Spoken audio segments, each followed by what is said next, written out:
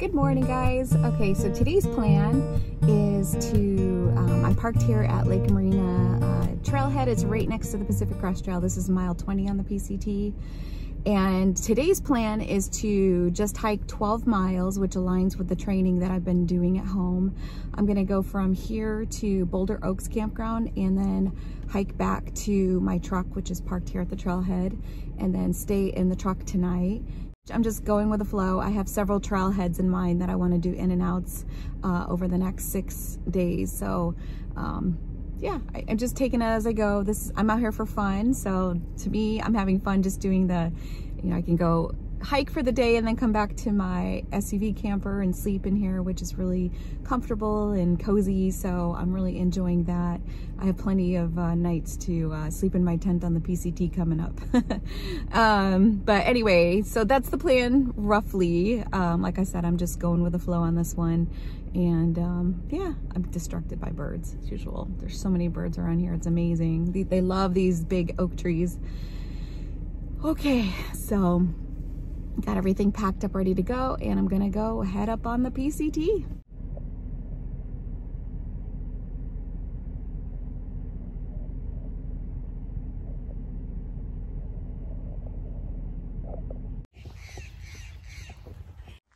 So cute.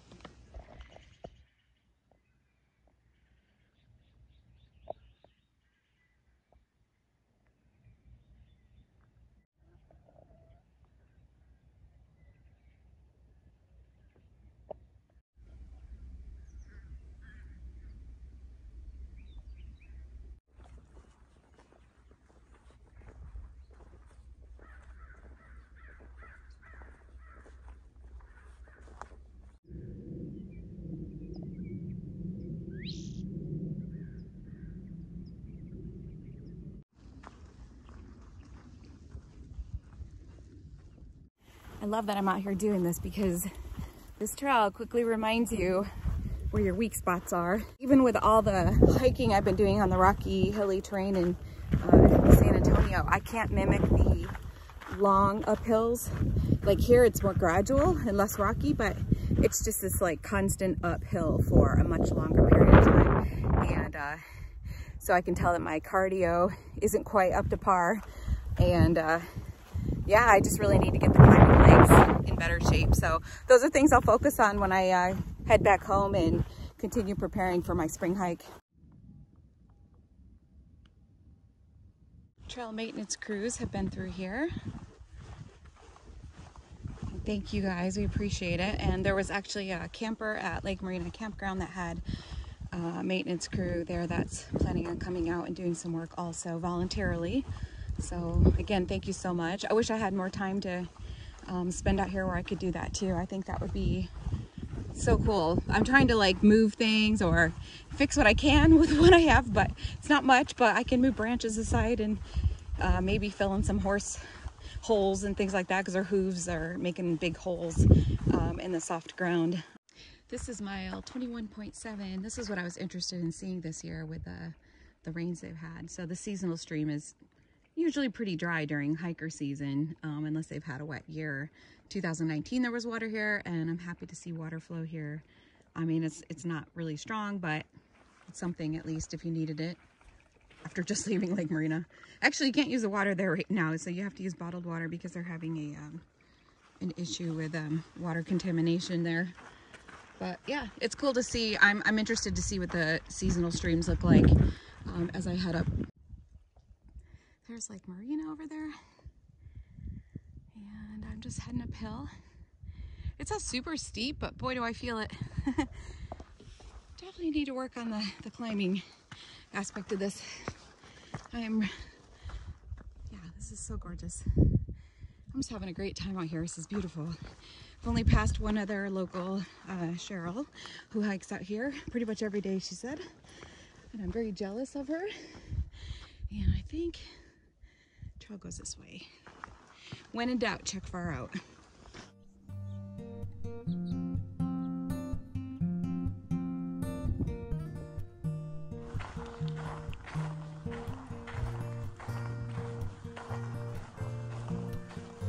Manzanitas are blooming.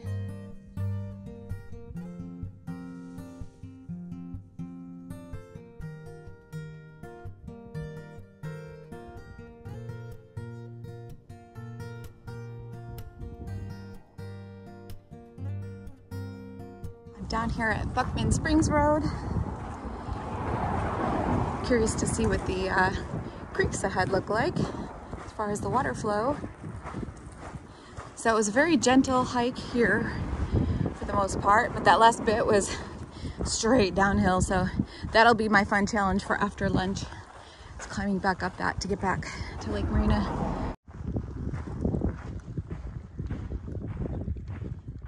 Definitely some water flowing. This is definitely not as much as 2019. It was pretty much covering all the way from here to the other side where you see water. But last year there was nothing here.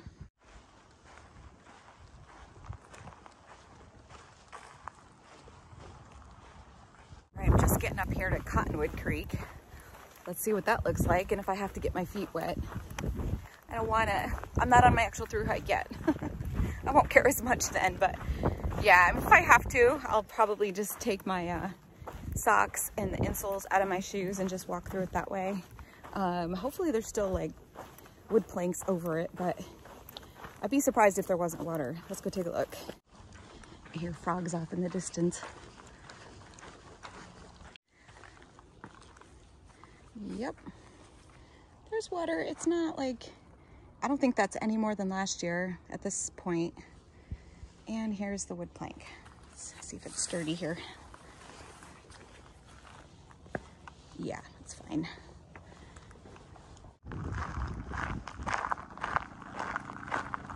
Wanted to see if the spigot was working.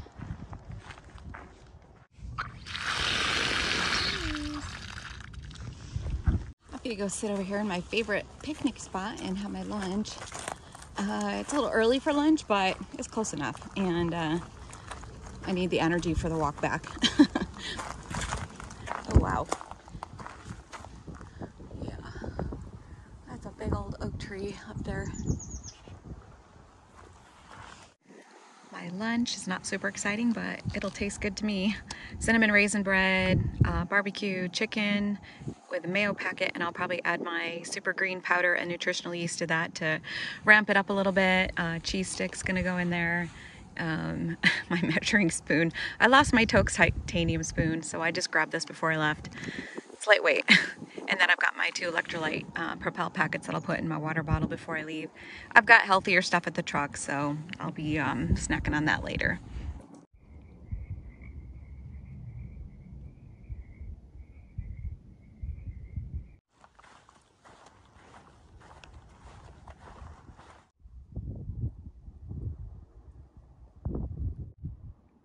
Alright, so I climbed up from way down in there pretty quickly.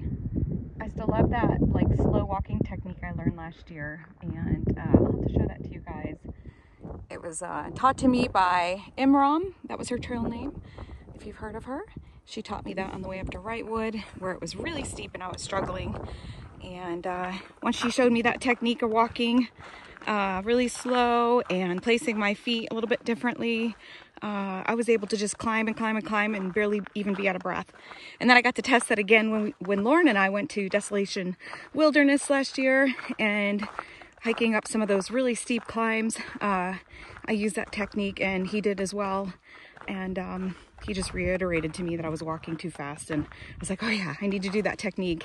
And ever since then, I haven't had really any problems with the tough climbing, and that's always been an issue for me. So I'm really excited about that for this year. So I'm heading back down there. Look how green everything is.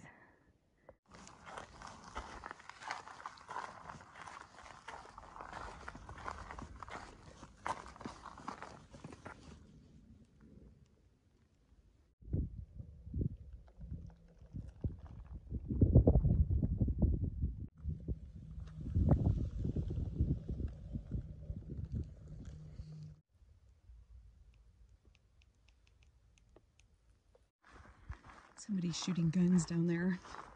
It's been going on for a bit. Yikes. It's kind of like, it's hard to tell in the mountains if I'm walking towards them or it's just echoing off the mountain, so I have no idea. There's a guy who's fixing the trail up here ahead.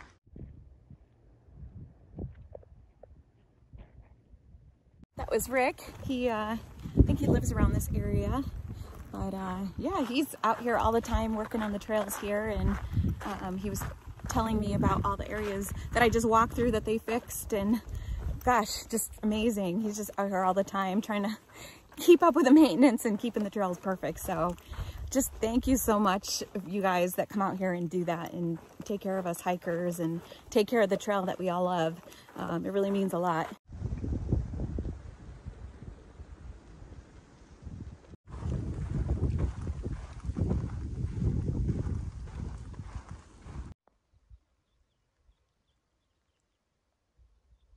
I'm almost back to the campground, trailhead parking area, and just gonna, I don't know, I know what to do. I'm having fun hiking, and it's kind of early still, so maybe I'll hike a little bit more, but my feet are kind of tired, so I should probably stop after 12 miles.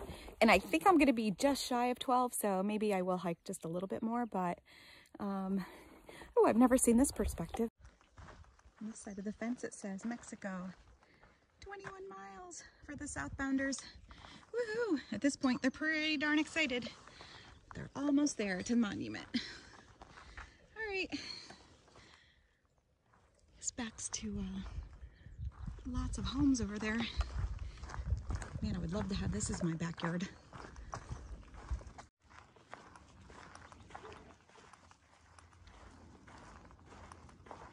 Well, I'm back at Lake Marina Campground again. It's just easy. It's an easy spot to set up and feel safe at night. And I'm just gonna park here again and sleep in my camper again. So I've been thinking about it, and I was interested in going down to Campo and doing Campo to Fred's Canyon, which is 32 miles up the trail, and then head back to Kitchen Road, where I would get picked up on my Trail Angel and go back to my truck. So that would be 3 days. But I'm really liking the freedom of just going trailhead to trailhead and doing the in and outs.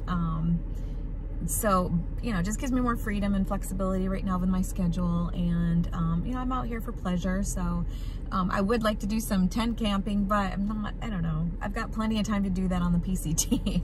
I'll be doing that for a long time. So I kind of enjoy, you know, using this for now. I mean, I have it here and I never get a chance to go on these sorts of trips with it. I haven't been really good about showing my camper, so I'm going to show you guys real quick. So here I have it set up in this perfect spot. I love it. This is where I stayed the first night. So there's my pantry area, and just pull up my table just enough to, you know, use it for my needs. I'm looking really forward to eating that avocado there. And as far as inside goes, if you've seen my video tour, then you've seen all this before, but I mean, the interior is slightly different. Actually, I redid the wallpaper on those panels there. They're a little bit lighter than they were before, but same concept, the same shiplap look. And yeah, so that's pretty much it. This is just an area that I can sit in over here, just like a regular chair, and my sleeping area. I did bring a king comforter. That was a mistake because that thing is huge. So I won't make that mistake again. Twin is fine. I've been plenty warm in here with just the comforter and that black blanket there, and then just wearing my warm pajamas. Even though it's been in the low 30s, we've had frost every night here. I've been plenty warm inside here, especially once I put the Reflectix insulation up on the windows. It really keeps it nice and warm in there. I mean, it does get cold, but I haven't felt really chilled or anything like that. So here's the campground. And yeah, there's not many people here on a weeknight, so it should be nice and quiet again. So there you have it. I'm getting ready to get into bed for the night, and it's actually really early. I think it's only about, it's not even 7 o'clock yet. But, I mean, it's cold outside. It's getting dark. It actually is already dark. But there's really nothing else to do. So, but anyway, I wanted to show you guys my setup here at nighttime. So sorry, it's not the best lighting. So starting in the back, you can see I have the Reflectix on the window, and it goes all the way up into the edges, so that it's really, there shouldn't be any light penetrating through the other side. And then over here, I've got this one on the window here, and there was a little bit of a gap, so I stuck some trash bags up there to cover any open light that was showing through. And then up in the front window also I have a Reflectix there, and it's okay if a little bit light shows through that because I'm going to close this curtain here too. But I've got the visor on the window and then that one on the passenger side. So behind me I've got another Reflectix on the window. So in the front I've got my curtains here that I'm going to pull across.